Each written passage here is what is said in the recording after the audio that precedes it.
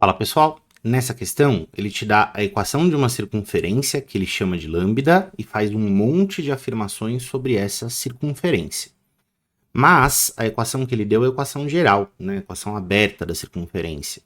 E as afirmações que ele desenvolve nas alternativas envolvem você conhecer quem que é o centro e o raio. Informações que você não consegue tirar da equação geral. Então, o exercício vai começar com a gente reduzindo essa equação, voltando ela para a forma reduzida, para descobrir quem que é o centro e quem que é o raio, e então a gente vai conseguir finalmente decidir qual alternativa é a correta. Como é que é o processo de você reduzir essa equação? Então eu tenho a equação x² mais y² menos 6x menos 10y mais 30 igual a zero. E eu quero devolver essa equação para a forma reduzida, que é, vou escrever aqui embaixo, x menos x do centro ao quadrado, mais y menos y do centro ao quadrado, e isso tem que ser o raio ao quadrado.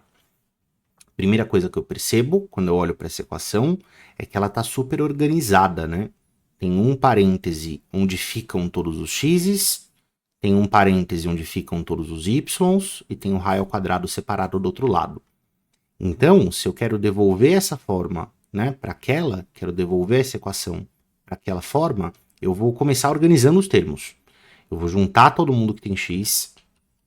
Então, x² eu vou deixar grudadinho aqui no menos 6x. Eu vou juntar todo mundo que tem y. O y² eu vou deixar grudadinho no menos 10y. Certo? E quem não tem nenhum nem outro, que é o caso daquele 30, eu vou jogar lá do outro lado da equação. Porque quem não tem x nem y forma a expressão do raio ao quadrado. Então vem menos 30 aqui para cá.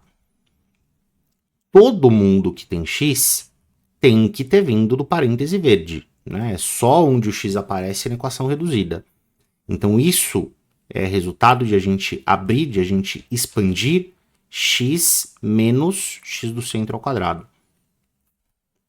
Bom, x menos alguém é ao quadrado. Eu sei que o resultado desse x menos alguém é ao quadrado, né? Quando eu abro usando o produto notável, tem que dar essa expressão.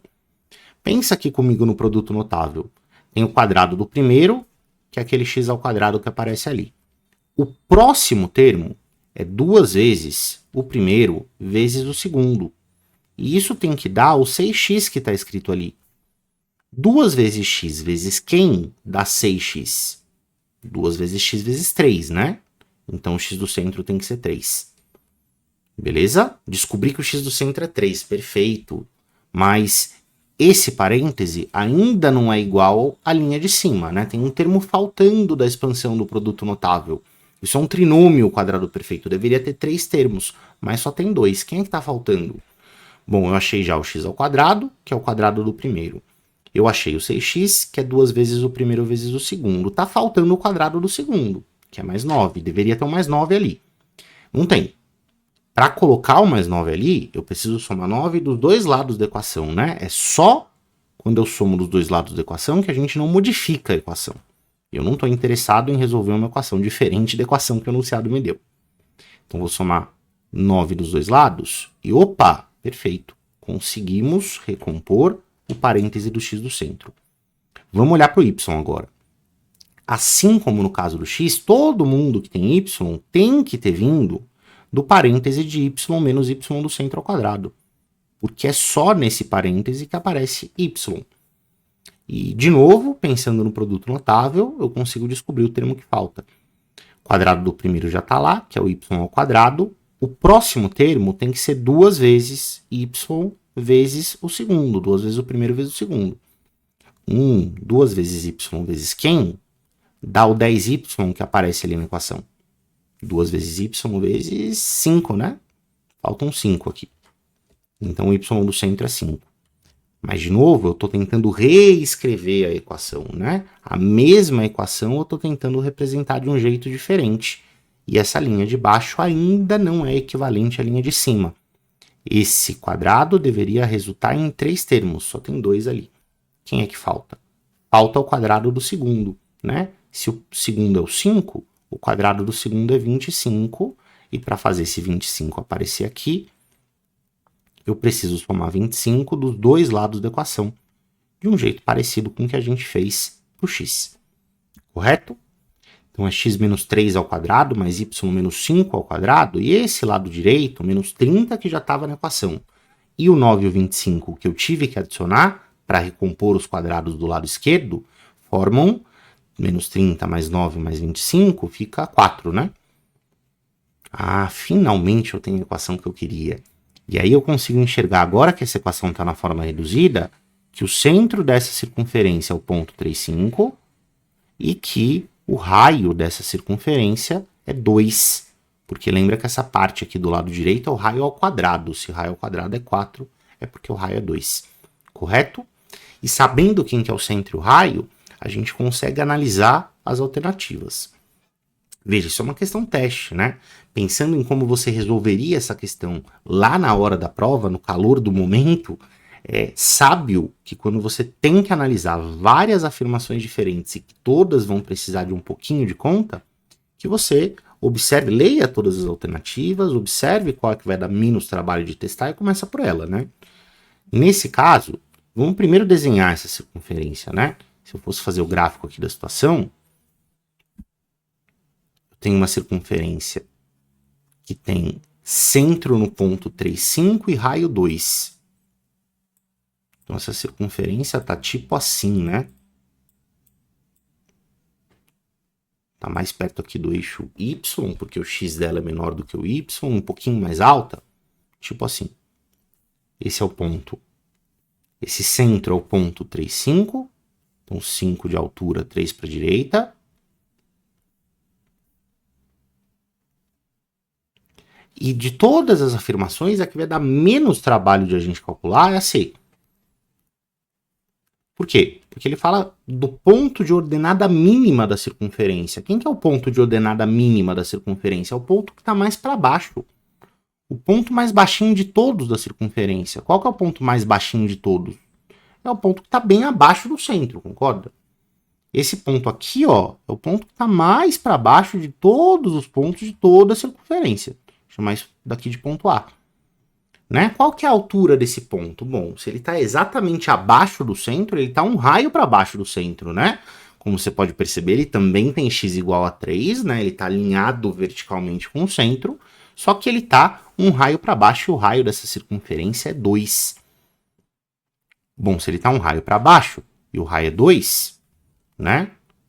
O y do centro é 5 e o x, o y, perdão, desse ponto, que está 2 para baixo do 5, vai ser 3. Então, esse pontinho de ordenada, que é o y mínima, né, da circunferência, o ponto mais baixo de todos, é o ponto 3,3. O exercício diz que a soma das coordenadas dele é 6, é verdade, né? Se as coordenadas dele são 3,3, a soma fica 3 mais 3, que é 6. E aí, só de você testar a alternativa mais fácil de você observar, você já consegue decidir qual é a alternativa certa. Claro que eu não vou te deixar na mão, né? E vou te ajudar a analisar as outras alternativas também. Mas é sempre uma boa estratégia de prova que você comece, né, pelas coisas mais fáceis de calcular. O que o A, que eu já sei que está errado, certo? Fala pra gente que o ponto 4,3 ele é um ponto interior à circunferência. Normalmente, certo? Se eu tivesse totalmente no escuro e tivesse que decidir se o ponto é interior ou não à circunferência, o que a gente pode fazer é calcular a distância desse ponto P até o centro e comparar essa distância com o raio. Porque se ele for um ponto de circunferência, bom, a distância dele até o centro é igual ao raio.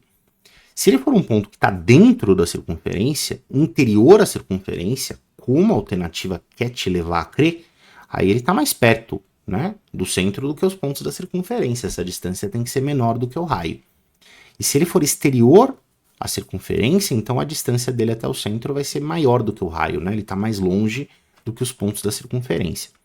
Então a gente pode calcular essa distância e comparar com o raio para decidir se ele é um ponto interior à circunferência ou não. Eu vou fazer essa conta, né, para te ensinar a fazer no caso geral, mas nesse caso você nem precisaria fazer isso. E eu comento no final qual que seria a solução mais simples. Então a distância entre dois pontos no plano cartesiano é a raiz de ΔX ao quadrado mais ΔY ao quadrado. ΔX é a diferença dos x's entre os pontos e ΔY é a diferença entre os y's dos pontos. Então, a distância do ponto P até o centro vai ser a raiz de quem que é o ΔX do ponto C para o ponto P que ele falou ali para a gente. É 3, que é o x do centro, menos 4, que é o x do ponto. E o ΔY é 5, que é o y do centro, menos 3, que é o y do ponto. Pô, bacana. Então, essa distância, deixa eu descer um pouquinho isso aqui, né? Tá um pouquinho grudado demais ali no símbolo da raiz. Essa distância vai ser 3 menos 4, que é menos 1 ao quadrado. Menos 1 ao quadrado é 1. 5 menos 3 é 2, que ao quadrado fica 4. E, portanto, essa distância vai ser a raiz de 5. Raiz de 5 é maior do que o raio, porque o raio é 2. Isso significa que esse ponto P é exterior à circunferência. Né? A distância dele até o centro é 2, alguma coisinha. Raiz de 5 é maior do que raiz de 4, né? Que é 2. Isso significa que ele está para fora da circunferência. Agora, se você de fato tinha começado pelo ponto C e pelo desenho que a gente fez, você sabe que o ponto 33, que é um ponto da circunferência, o ponto extremo na direção para baixo, ele é o ponto 33, né? Esse ponto A aqui que a gente achou para o cálculo da alternativa C. O ponto 43, que ele pediu para você verificar no item A, é o ponto que está exatamente nessa mesma altura, porque ele também tem y igual a 3, só que ele está mais para a direita, porque o x dele é 4. Então ele está tipo aqui, né? E aí dá para você perceber pelo desenho que ele está fora da circunferência, concorda? Porque o único ponto da circunferência que tem ordenada igual a 3 é o ponto A, que a gente usou para calcular o item C. Com certeza, então, pelo desenho já dava para você perceber que esse ponto ele ficava do lado de fora. Beleza? Isso mata o item A. O que diz o item B para a gente? Que a circunferência está inscrita num quadrado cuja área é igual a 12. Circunferência inscrita num quadrado cuja área é igual a 12? Como é que vai ficar isso daqui? Vou colocar Bzinho aqui, deixa eu fazer um separador, porque senão vai ficar uma várzea essa nossa conta, né? Então, se a gente colocar essa circunferência inscrita num quadrado, eu quero que você perceba que esse quadrado ele vai ter como lado, como largura aqui, por exemplo, né? Exatamente a medida do diâmetro, concorda? Então, circunferência inscrita num quadrado, opa, então o lado do quadrado é o diâmetro, como você pode perceber, a largura do quadrado pega exatamente o diâmetro da circunferência. Se o lado é o diâmetro é 4. E isso significaria que a área desse quadrado é 16 e não 12. Certo? Então, isso aqui também faz com que a alternativa B esteja errada. Falta só você checar a alternativa D. Ele fala que lambda está circunscrita a um triângulo equilátero. Deixa eu apagar aqui esse quadrado que a gente não vai mais usar. Lambda está circunscrita a um triângulo equilátero de lado 3 raiz de 3 unidades de comprimento. Então agora, eu não preciso de coordenadas, né? É só uma questão de medidas aqui que vai decidir se a alternativa D é certa ou não. Ele falou que lambda está circunscrita a um triângulo equilátero. Então ele está falando de uma situação assim, né? Circunferência por fora de um triângulo equilátero que tem lado 3 raiz de 3. Então acho que o jeito mais fácil de você decidir se essa alternativa é certa ou não é você calcular qual que é o raio da circunferência circunscrita a um triângulo equilátero de lado 3 raiz de 3 e ver se esse lado, né, se esse raio é 2 ou se não é, né? Porque se for 2, aí beleza, pode ser lambda a circunferência que está circunscrita a este triângulo. Então, quem que é o centro dessa circunferência? Quem que é o circuncentro do triângulo? O circuncentro é o ponto de encontro de todas as sevianas importantes do triângulo equilátero. Lembrando que as sevianas importantes do triângulo equilátero, elas todas são coincidentes, né? Mediana, mediatriz, bissetriz e altura, para o triângulo equilátero é tudo a mesma coisa. Então, vou traçar duas dessas sevianas para a gente enxergar o que está rolando, certo? Eu vou precisar descobrir qual que é a medida aqui dessa altura. Dá para você fazer seno de 60 graus para você descobrir essa altura. Se eu olho para o triângulo formado aqui para a esquerda da altura, metadinha, né? Quando eu tracei essa altura que sobe, que desce do vértice de cima, a gente criou a altura aqui do lado direito. Esse lado é o lado 3 raiz de 3 do triângulo equilátero, e eu sei que esse ângulo é o ângulo de 60 graus. Então, claro que você pode usar a fórmula da altura, se você já a conhecer, certo? Ou você pode fazer seno de 60 graus aqui para você descobrir quem que é a altura. Porque o seno de 60 é o cateto oposto, que é o H, sobre a hipotenusa, que é o lado do triângulo, 3 raiz de 3. E a gente sabe que o seno de 60 é raiz de 3 sobre 2. Se esse 3 raiz de 3 for multiplicando para lá, a gente tem que essa altura é 3 vezes 3 de novo, né? Essas raízes multiplicadas dão 3, a altura é 9 sobre 2. Pô, bacana. E o lance aqui, como esse centro, como esse ponto O, ele também é baricentro, tem uma propriedade muito importante do baricentro que diz que ele divide a mediana na proporção de 2 para 1. Então tem um pedaço dessa mediana que tem o dobro do tamanho do outro, né? Esse cara é 2x, esse cara é um x só. E esses 3 pedaços juntos resultam na altura inteira. Então 3x vai ser o 9 sobre 2, o que significa que 1x passa esse 3 dividindo para lá. Vai ser 3 sobre 2. Ah, bacana, descobri o x, descobri a altura, descobri tudo. E agora, quem que é o raio, né? O raio é 2x, porque o raio da circunferência é esse pedaço aqui da altura. E se o x é 3 sobre 2, então 2x, que é o raio que eu estou procurando, é 3. Só que ele não pode ser 3, né? Porque o raio dessa circunferência era para ser 2. Então, se, né, a circunferência circunscrita a um triângulo equilátero de lado 3 raiz de 3 tem raio igual a 3, não pode ser a circunferência do exercício. O que torna também a alternativa D uma alternativa errada. Beleza? Espero que você tenha gostado da explicação. Até a próxima.